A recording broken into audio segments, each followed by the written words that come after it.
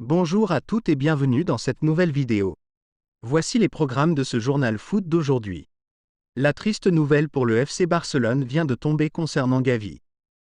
Qui est le coupable de ce tragédie? Le Barça est fou de rage.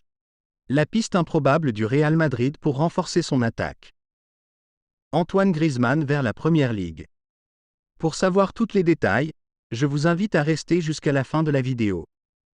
Merci, et bon visionnage. On commence.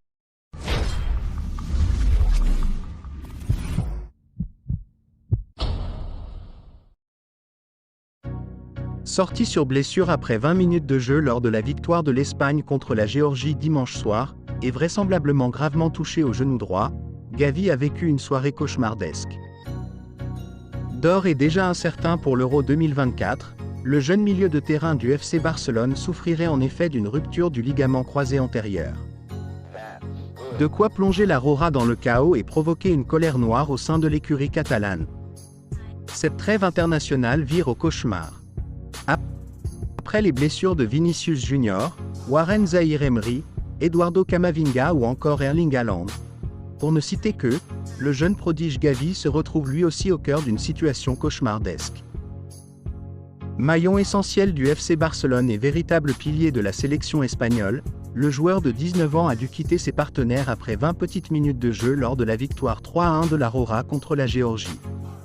Si ce succès assure définitivement aux hommes de Luis de la Fuente la première place du groupe A dans ses qualifications à l'Euro 2024, le réveil est plus que douloureux outre-Pyrénées. Selon les dernières informations de la presse espagnole, Gavi souffrirait d'une rupture du ligament croisé antérieur du genou droit après un choc avec Luka Lochoshvili. Sorti en larmes et remplacé par Oyan Sancet, le jeune milieu pourrait donc manquer plusieurs mois de compétition, alors que la Fédération espagnole de football a brièvement indiqué via un premier rapport qu'il s'agissait d'une blessure majeure. Plus que jamais incertain pour l'Euro 2024, l'international espagnol à son insu la Roja dans le chaos. C'est un moment très difficile, très dur pour le joueur, pour le FC Barcelone, pour l'équipe nationale, pour moi. Ce soir, c'est comme si nous avions perdu, nous sommes dévastés. Cela fait partie du football, mais c'est la partie la plus moche. Je suis désolé pour lui. Il a fait un mauvais appui et son genou s'est bloqué, regrettait à ce titre Luis de la Fuente en conférence de presse. Relancé sur l'état de santé du jeune Catalan, le sélectionneur espagnol ne cachait pas non plus son désarroi. Il était brisé, bouleversé, il ne comprenait pas que de telles choses puissent lui arriver. Il était extrêmement triste. À la mi-temps, le vestiaire ressemblait à une veillée funèbre. C'est le jour le plus dur, le plus amer depuis que je suis sélectionné, ajoutait ainsi le tacticien de 62 ans. Sous le choc, ce dernier provoque pourtant une immense colère du côté de Barcelone. Ainsi, d'après plusieurs journalistes de la radio Catalonia ou encore de Sport, les Blaugrana ont désigné Luis de la Fuente comme le principal coupable de cette immense déconvenue. Les médias espagnols précisent en ce sens que les culés ne comprennent pas pourquoi Gavi a rejoué le deuxième match après le premier contre Chypre jeudi, alors que l'Espagne est déjà qualifiée. Du côté de l'actuel troisième de Liga, on estime notamment que de la Fuente avait largement les alternatives pour ne pas faire enchaîner le natif de Los Palacios. Pour rappel, depuis sa première sélection, Gavi a joué tous les matchs soit 27 rencontres. Gavi est hyperactif, il veut toujours jouer. Les bons joueurs ne se reposent jamais. C'est pour ça qu'ils sont si spéciaux. Nous sommes en novembre, les joueurs sont encore frais à cette période, expliquait d'ailleurs de la Fuente pour justifier le rythme infernal de son milieu offensif. Un discours difficile à entendre en ce lundi matin, et qui risque par ailleurs de tendre les relations entre la sélection espagnole et le Barça.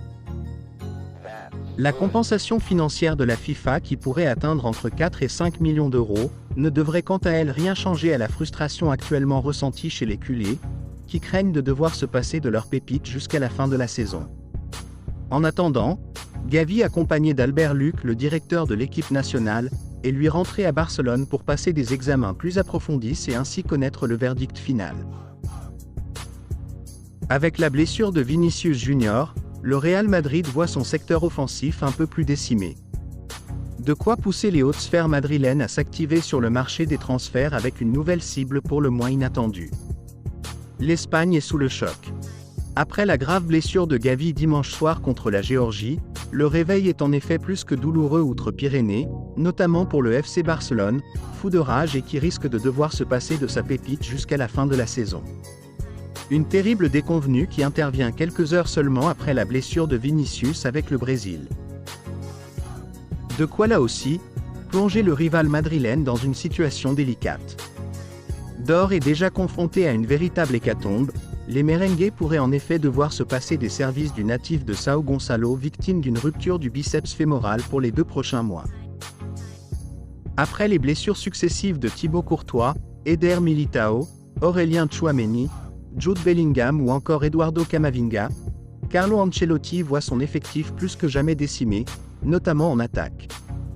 Déjà peu garni dans le secteur offensif, l'actuel deuxième de Liga peut certes s'appuyer sur Joselu et Rodrigo, mais la direction madrilène ne peut s'en contenter qui plus est pour un club aspirant à remporter toutes les compétitions. Dans cette optique, Sport révèle ce lundi que les merengues s'envisageraient la possibilité de renforcer leur ligne d'attaque lors du prochain mercato hivernal. Orphelin du Brésilien pour les prochaines semaines et confronté au risque que Joselu ou Rodrigo se blessent également d'ici là, le Real Madrid aimerait donc enrôler un vrai buteur lors de la prochaine fenêtre hivernale. Que ce soit sous la forme d'un transfert sec ou d'un prêt, la Casablanca penserait à ce titre à un certain Timo Werner. De retour à Leipzig après un passage décevant du côté de Chelsea, l'international allemand de 27 ans connaît de grosses difficultés ces derniers mois avec 2 petits buts et une passe décisive en 13 matchs toutes compétitions confondues. Une option pour le moins surprenante et risquée mais qui semble plus que jamais accessible, puisque le club allemand n'exclurait pas de son côté un départ au mois de janvier. Dernièrement, Tobias Feldhoff, journaliste pour Football Transfer, confirmait notamment cette tendance. Je pense qu'il lui manque une certaine qualité dans le football. Il peut courir vite et tirer, mais c'est tout. Son retour est un bide. Marco Rose compte sur différents joueurs, qui sont meilleurs techniquement comme Xavi Simons et Loïs Openda. Je suis sûr qu'il cherche un nouveau club cet hiver afin d'avoir des chances pour participer à l'Euro. Conscient de la difficulté de s'offrir un buteur de classe mondiale durant cette période hivernale, le Real Madrid pourrait donc tenter le pari de relancer un flop. Affaire à suivre. À en croire les informations du journal espagnol Mundo Deportivo, qui s'appuie aussi sur des révélations d'El Nacional, les Red Devils ont ciblé Antoine Griezmann comme priorité du mercato hivernal. Le Français dispose d'une clause libératoire d'environ 25 millions d'euros, ce qui en fait une recrue économiquement réalisable pour Manchester United. Afin de s'attacher les services de l'attaquant Colchoneros, les dirigeants mancuniens auraient déjà engagé des discussions avec l'entourage de Griezmann lors d'un déplacement en Espagne. Il souhaite tripler son salaire actuel à l'Atlético de Madrid, avec des revenus hebdomadaires estimés à un peu plus de 400 000 euros. Affaire à suivre.